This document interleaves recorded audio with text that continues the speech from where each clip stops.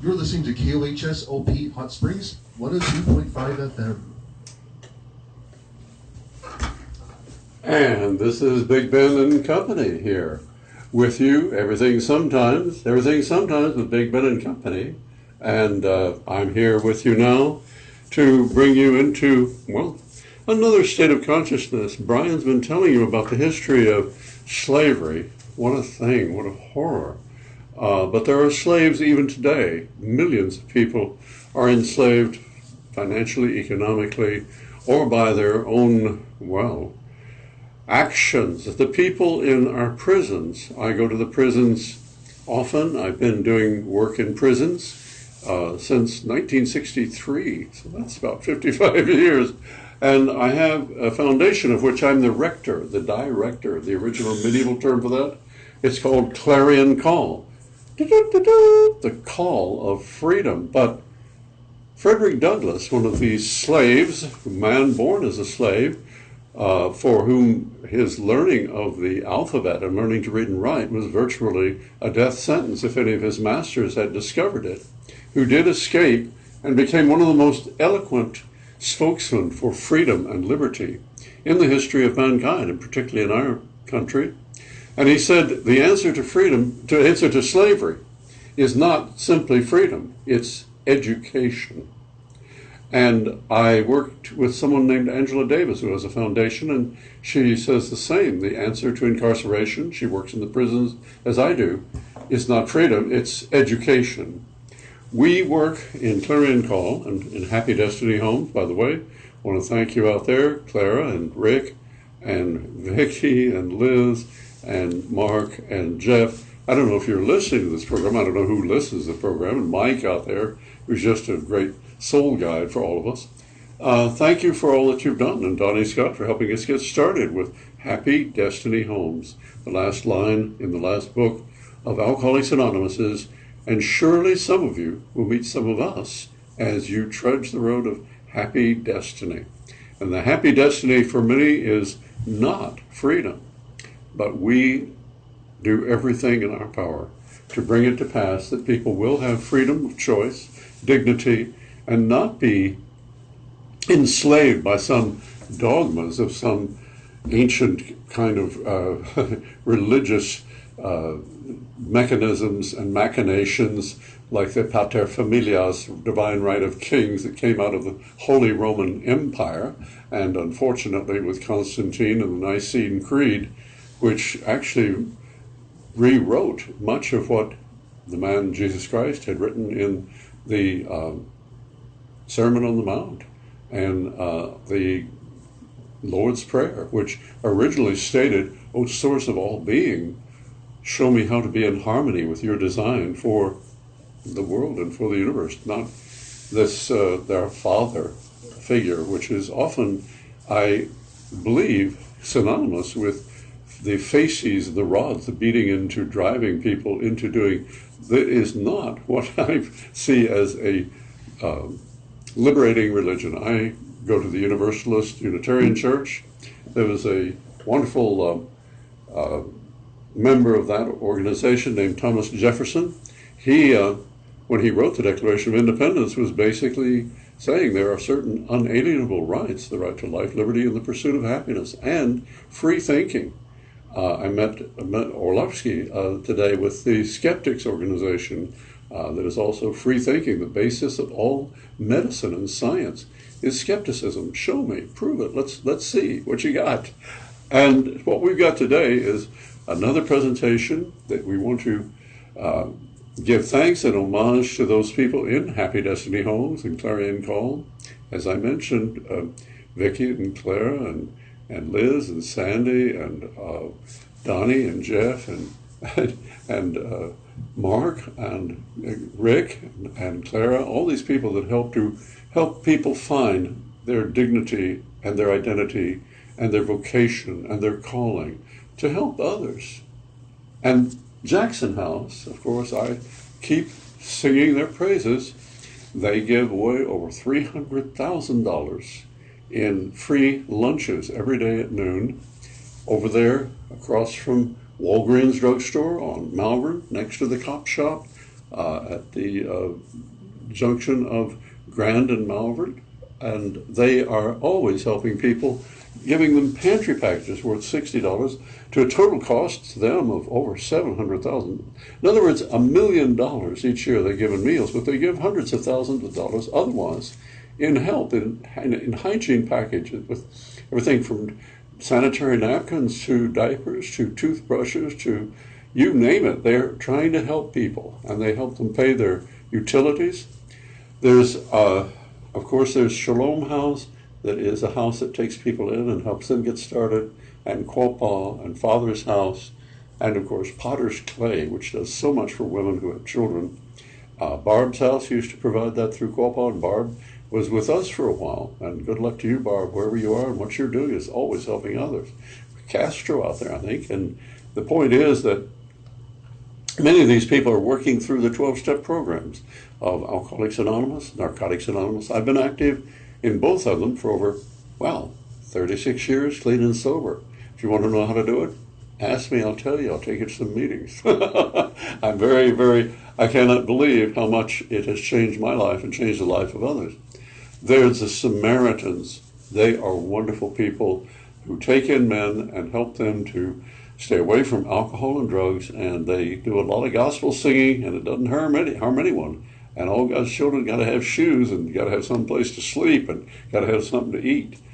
I'm going to be talking today to you about a rather unusual word, concept, idea, way of seeing the world and other worlds. It's almost a metaphysical point of view, or shall we say, pose and posture, and it's called Duende. My last book is titled Duende. It's the shortest book I ever wrote. It's in Amazon. You can buy it for $6.66, and that is a cute price I put on it. Guess why?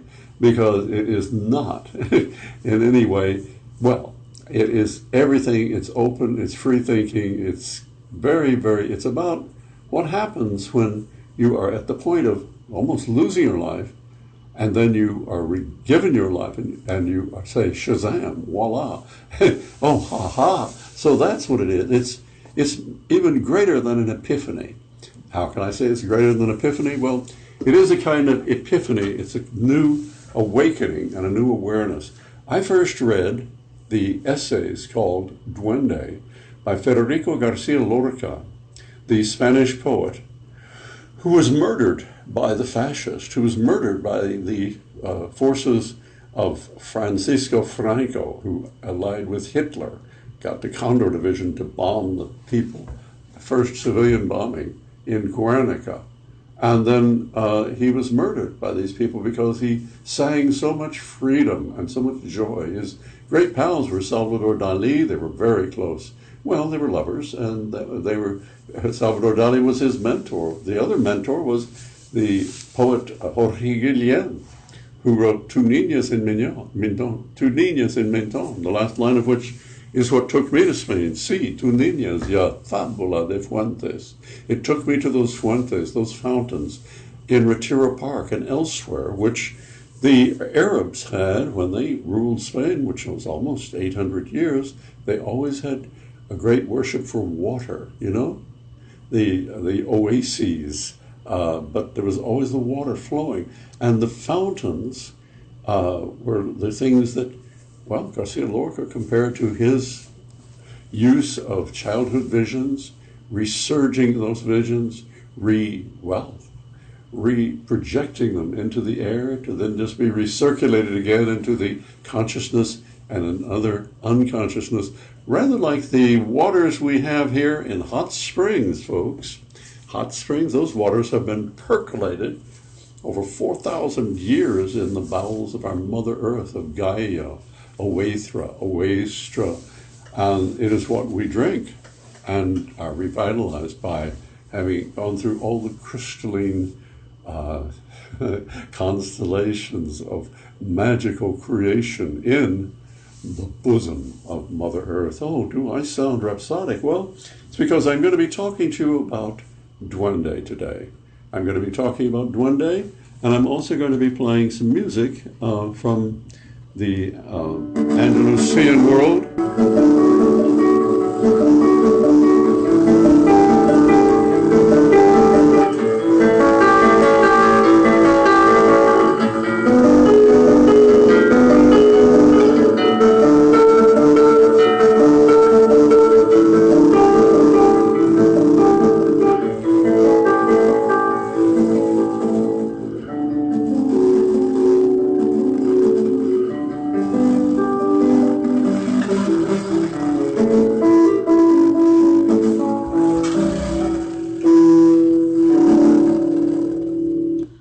Well, that was Spanish guitar, and that was classical guitar. Of course, Segovia is the greatest of all of the flamenco, well, classical guitar players.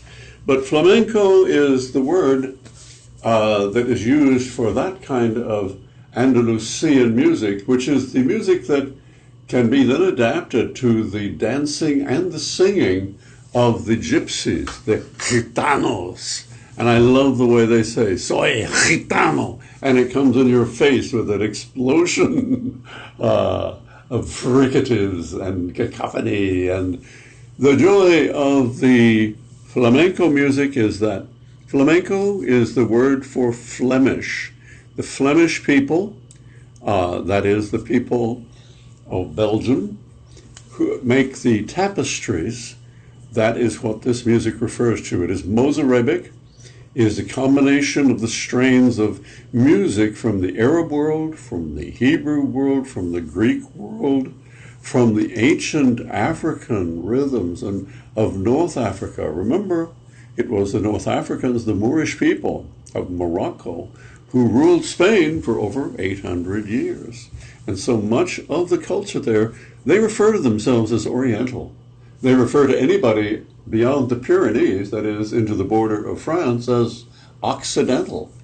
They consider themselves sort of not just really on the border of the Orient, but on the border of consciousness beyond explanation, which I'm going to talk to you today about, called Duende. By the way, the first book that I wrote describing my memoirs and my coming of age and my coming to awareness, again, my discussion of the poetry of Garcia Lorca, of Jorge Guillén, of people that now you haven't heard of before, but Carlos Blanco and Calço Duero, and any Jaime Rodriguez, beautiful people in my life. When I lived in Spain and worked as an archaeologist and was down in the caves at 5000 BC and lived in a village where there had been people since 7000 BC, 9,000 years of interbreeding.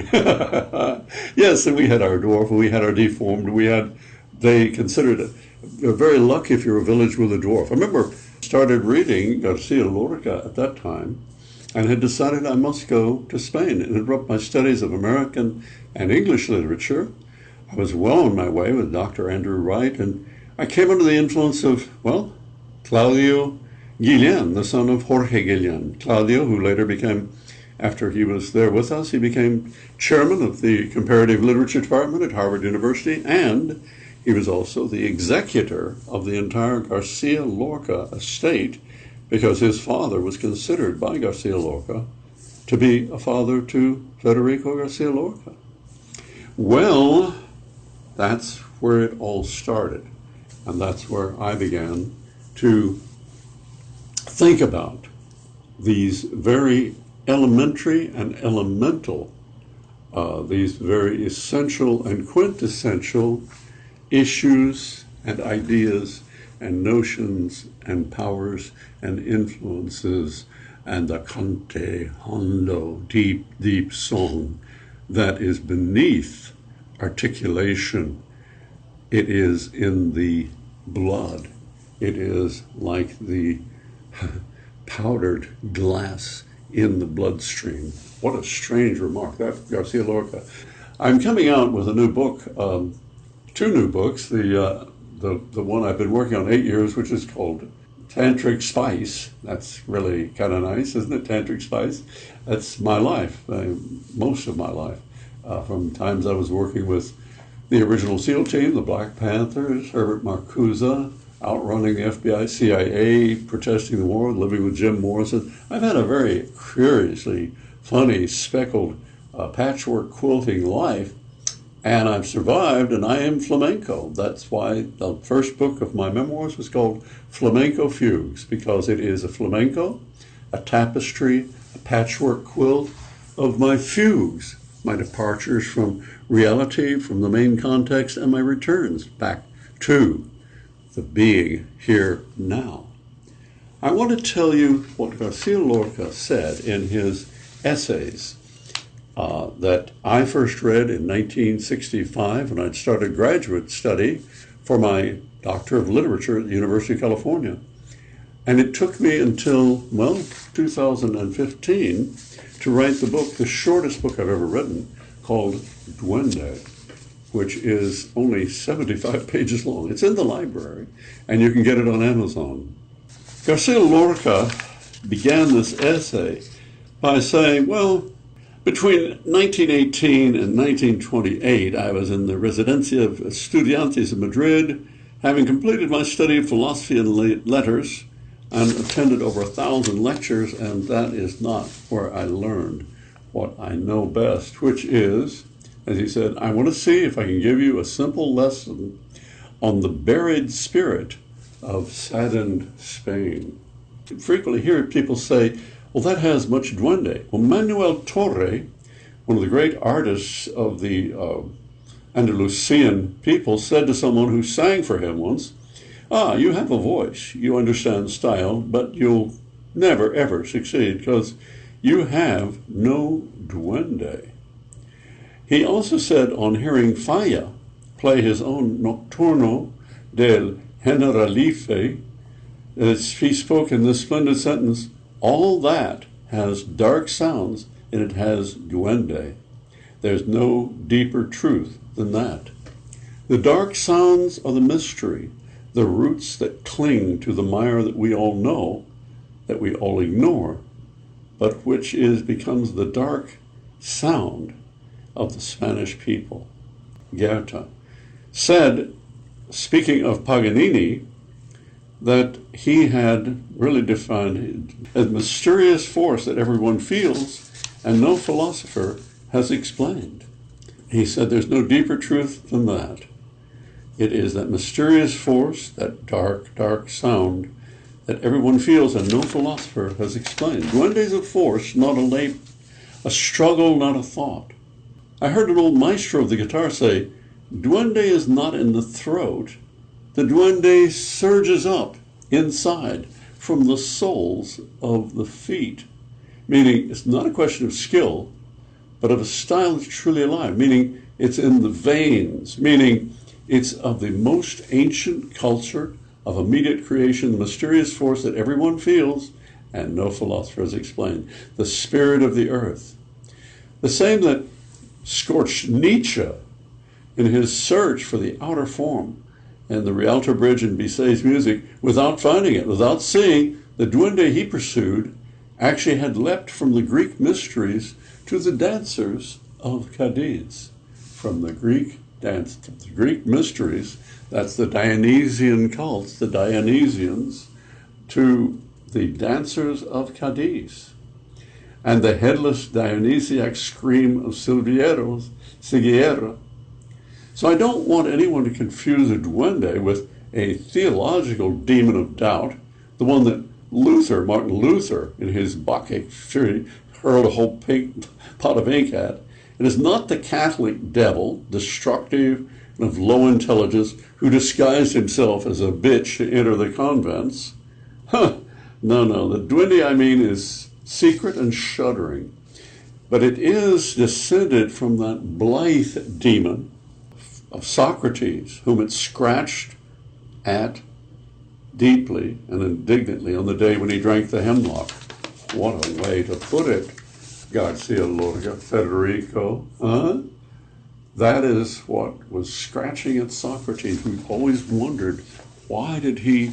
Well, he said that he had put himself to death because he'd been deemed and voted by democratic process, which he defended as a young warrior, as a hoplite. He was with the hoplites, the original crack troops, the SWAT team troops of the phalanx, that he would fight to the death to defend democracy. And so he had to put to death this enemy, himself, the enemy of democracy of Athens, and drank the hemlock. But there was some very strange sense of duende there. In every man and every artist, he climbs the tower of his perfection at the expense of the struggle he undergoes with his duende. It's not with an angel or with a muse. An angel guides and grants. The angel dazzles but flies over a man's head, whereas the muse dictates and occasionally prompts. Muse poets hear voices, they don't know where they're coming from. The muse inspires them, okay. The muse stirs the intellect. But angel and muse come from outside. The angel brings light, the muse form, but duende has to be roused from the furthest habitations of blood. So Garcia Lorca says, reject the angel and give the muse a kick. And forget our fear of the scent of violets that 18th century poetry breathes out. No, the true struggle is with the duende. Seeking the duende, there is neither map nor discipline. We only know it burns the blood like powdered glass. It makes the painter Goya a master of grays, silvers, and pinks. He paints with his knees and his fists in terrible bitumen blacks or strips. The Comte de Lautréamont, the Count of Lautréamont, who died in his early 20s in Paris. He was from South America, but that he wrote Mal d'Aurore. And it says it was in his eyes that we saw the dead fish at dawn on the boulevard. Or he would write that line, which is inspiring. Pablo Picasso said was his favorite line of poetry by the Comte de Lautréamont, who had been dead for many years when he read it, but he considered him the primary proto-surrealist, the surrealist, supra-surrealist, who said, she was as beautiful as the coming together on a dissection table of an umbrella and a sewing machine. The greatest artists of southern Spain are the gypsy or flamenco singers and dancers, musicians who know that emotion is impossible without the arrival of duende. The Andalusian flamenco singer Pastora Pavón, who is called La Niña de los Pienes, a somber Spanish genius who was singing in little taverns in Cadiz. She got up like a madwoman, trembling like a medieval mourner, drank in one gulp a huge glass of fiery spirits, that's alcohol, and began to sing with a scorched throat, without voice, breath, color, but with duende. She managed to tear down the scaffolding of the song, but allow through a furious, burning duende, friend to those winds heavy with sand that make listeners tear at their clothes with the same rhythm as the Negroes of the Antilles in their right huddled before the statue of Santa Barbara. La Niña de los Pienes had to tear apart her voice because she knew experts were listening who demanded not form, but the marrow of form. Pure music with a body lean enough to float on air. The arrival of the duende presupposes a radical change to all the old kinds of form, brings totally unknown and fresh sensations with the qualities of a newly created rose, miraculous, generating an almost religious enthusiasm. He then makes a kind of aside and a footnote, which is, in all Arab dance, song, or elegy, upon the arrival of duende, is greeted the crying of Allah, Allah. And it's so close to the olé of the bullfight. Are these not the same? And in all the songs of southern Spain, the appearance of the duende is followed by sincere cries of Viva Dios, long live God. Allah was the God of the Muslims, Dios the God of the Christians, Olé the cry of the gypsies at the moment of greatest intensity in the bullfight and in the flamenco. This Viva Dios is a deep, human, tender cry of communication with God through the five senses, thanks to the duende that shakes the voice and the body of the dancer. A real poetic escape from this world as pure as that achieved by the rarest poet of the 17th century, Pedro Soto de Rojas. Years ago, an 80-year-old woman came in first in a dance contest in Jerez de la Frontera against lovely women and girls with liquid waists, merely by raising her arms, throwing back her head and stamping with her foot on the floor. But in that crowd of muses and angels with lovely forms and smiles, who could earn the prize but her moribund duende sweeping the earth with its wings made of rusty knives. Wow.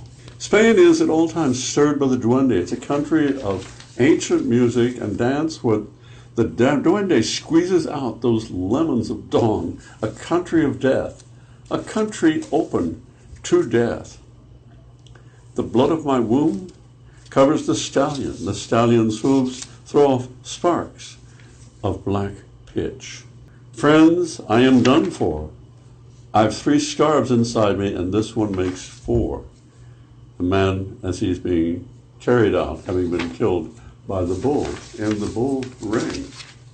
This is rather strange because we have all of this reference to bullfight, but the poetry leaks in, seeps in, and is trickling behind in the veins of Lorca.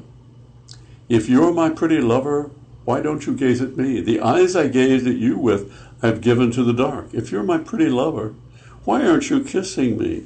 The lips I kissed you with I've given to the earth below. If you're my pretty lover, why aren't you hugging me? The arms I hugged you with are covered with worms, you see. In the garden I shall die. In the rose tree they will kill me. Mother, I went to gather roses looking for death within the garden. Mother, I went cutting roses looking for death within the rose tree. In the garden I shall die. In the rose tree they'll kill me. Well, the muse sees death appear. She closes the door, builds a plinth, or displays an urn and writes an epitaph. When the angel sees death appear, he flies in slow circles, and with tears of ice and narcissi weaves the elegy. We see trembling the hands of a Keats, a Becker, a Juan Ramon Jimenez. But Duende, by contrast, won't appear if he can't see the possibility of death. If he doesn't know, he can haunt death's house. With idea, sound, gesture, the duende delights in struggling freely with the creator on the edge of the pit. Angel and muse flee, the duende wounds. It never heals. It lies in the strangest, the inventiveness of a man's work. The magic power of poem consists in it always being filled with duende. In its baptizing all who gaze at it with dark water, since with duende it is easier to love, to understand, and be certain of being loved and being understood, and the struggle for expression and the communication of that expression in poetry sometimes acquires a fatal character. There's a whole reference that he then begins to make to bullfights. I want to make reference to this being KUHS 102.5 FM, solar-powered radio in Hot Springs, Arkansas.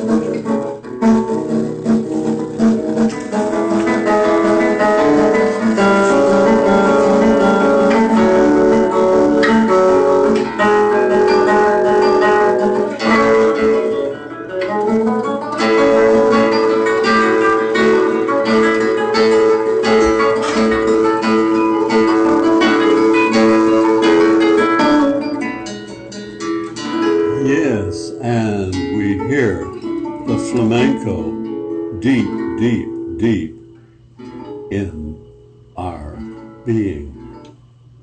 So this is Big Ben and Company, and we're taking you right through into a greater, deeper discussion of Duende by Federico Garcia Lorca.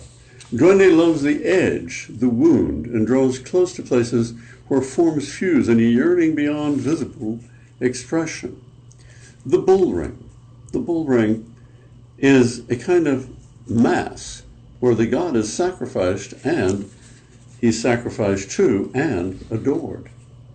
All the duende of the classical world is concentrated in this perfect festival, the corrida, the bullfight, expounding the culture and the great sensibility of a nation that reveals the finest anger, bile, and tears of mankind. Neither in Spanish dance nor in the bullfight does anyone enjoy himself. The duende charges itself with creating suffering by means of a drama of living forms and clears the way for an escape from the reality that surrounds us. The duende works on the dancer's body like a wind on sand. It changes a girl by magic power into a lunar paralytic, or covers the cheeks of a broken old man begging for alms in the wine shops with adolescent blushes, gives a woman's hair the odor of a midnight seaport, and at every instant works the arms with gestures that are the mothers of the dance of all ages. It works the arms with gestures that are the mothers of the dances of all ages. It's impossible for it ever to repeat itself. Duende never repeats itself any more than the waves of the sea in the storm do. Or the effect appears in the bull ring. And since it's a struggle in the very hand of death, the toreador is constantly throwing his heart at the horns. At Duende, it's something that is dark sounds behind which in tender intimacy exist volcanoes, ants, zephyrs, and the vast night pressing its waist against the Milky Way.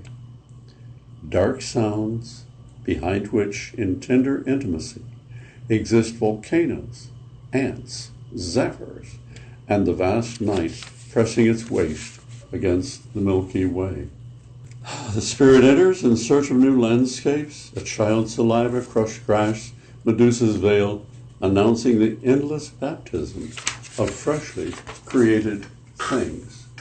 In my book, Duende, I'm very pleased with this book. It took me many, many years to write it. I started thinking about writing it and thinking I couldn't find anybody who truly expressed the way I understood it. And so I took many years to write this book, and it was finally published in 2015. You reckon it from 1965, that's what, 35 years, then 15 more? Wow, that's 50 years. And it's only 75 pages long. Albert Camus, it's on page 41. Albert Camus' debate in the opening pages of his great declaration of his philosophy and raison d'etre, the myth of Sisyphus. His debate is that the only question worthy of a philosopher is to determine when, not if, a person should commit suicide. This attitude sets the stage for Duende, as death, the end of all play, can be the only appropriate milieu within which to cast the dramatic mechanism and choreography to evoke the dark spirit, the Hell's Angel of Duende. Paul Scott, in his novel, The Corrida at San Feliu, that is the bullfight at San Feliu, claims he'd been drawn to Spain by its national sport, the corrida, the bullfight. And I am reading his quotation here. The bullfight has been called a sport. It has been called a tragedy. It has been called an art. It has been said simply to illustrate life, and perhaps that it is near the truth because it foreseeably to the end in death, and what lies between the beginning and the end is therefore an exhibition of mystique and vanity. You remember just a few minutes ago, I read that Garcia Lorca said it was like a mass. in adoration of God and the essence of what it's all about. I'm now going to read to you what I have said and carry this into another statement by Paul Scott. Having had the privilege myself, this is Ben Wright reading, of visiting young novilleros, those are apprentice matadors, before the event that will elevate them to the status with the title of full matador, in their hotel suites in Madrid, I visited them, before and after alternativas, that's the act of the enfranchisement to the highest professional rank in their vocation.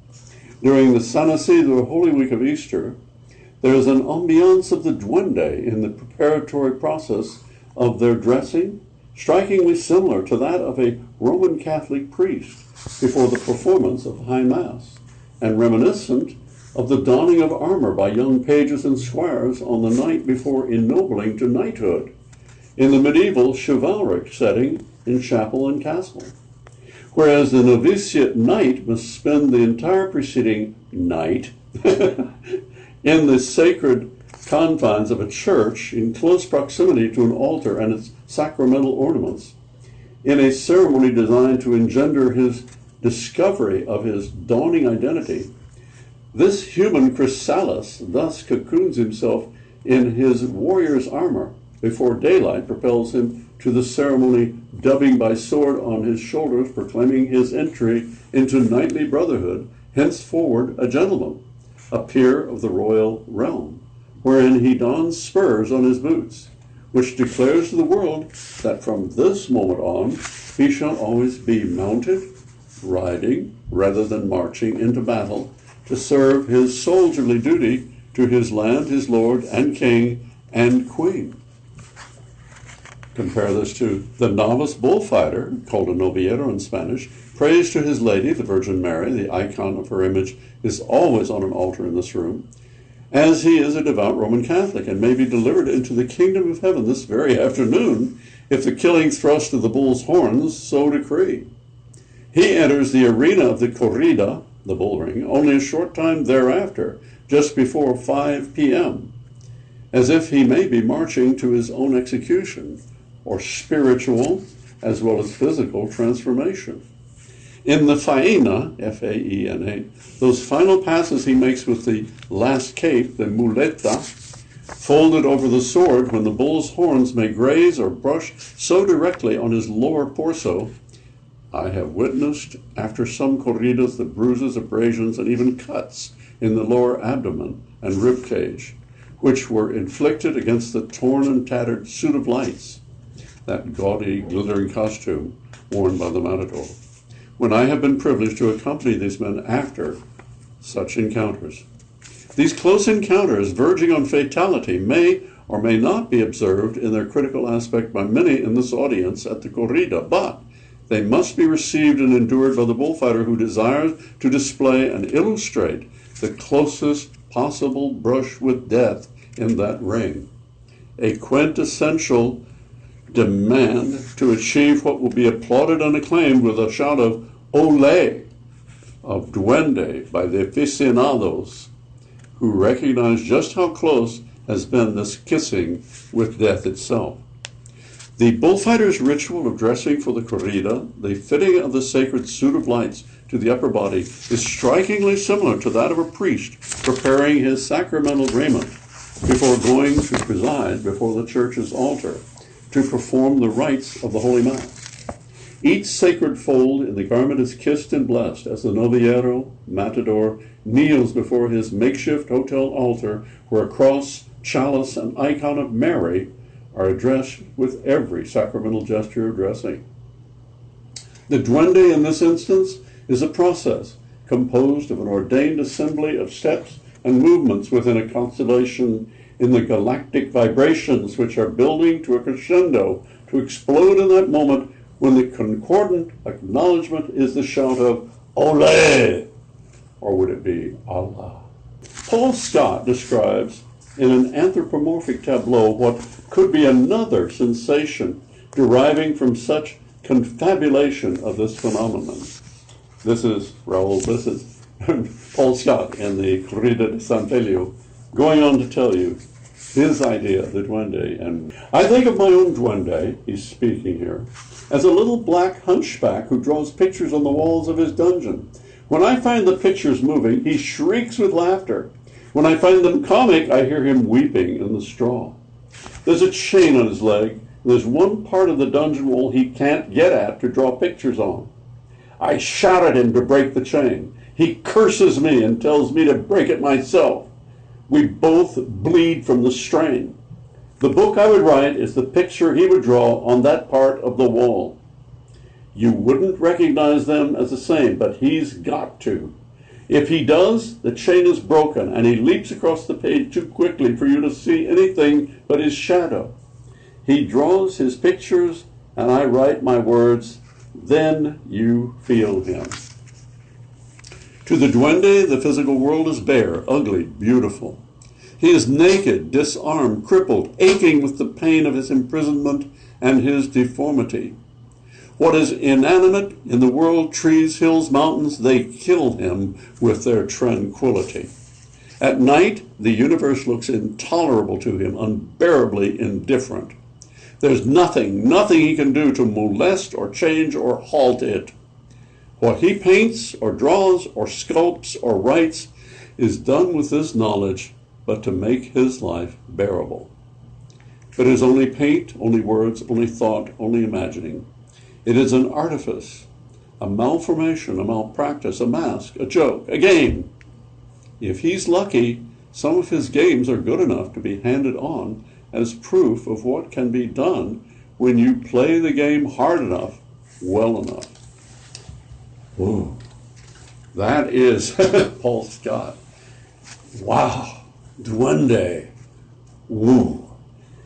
This loathsome antic creature, a monstrous misshapen dwarfish gnome, an imprisoned impassioned imp, tearing about the dungeon, straining at the chains, restraining it from painting all the walls with images replicating the words of the author, whose stepchild, alter ego, shadow demon, this Duende represents an embodiment of the creative energy sublimated to the words, which become Paul Scott's book, or mine, Duende.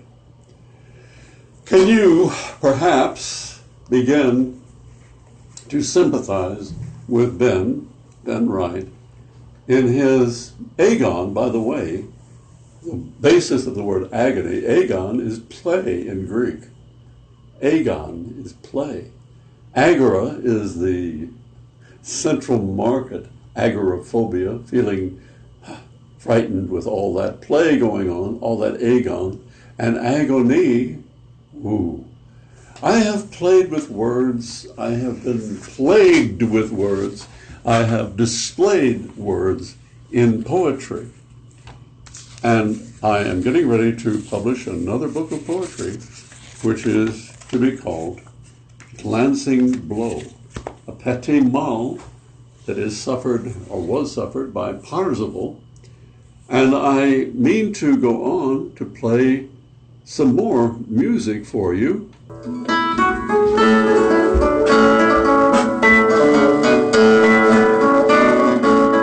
I think it's about time to bid you adieu with that music in the background.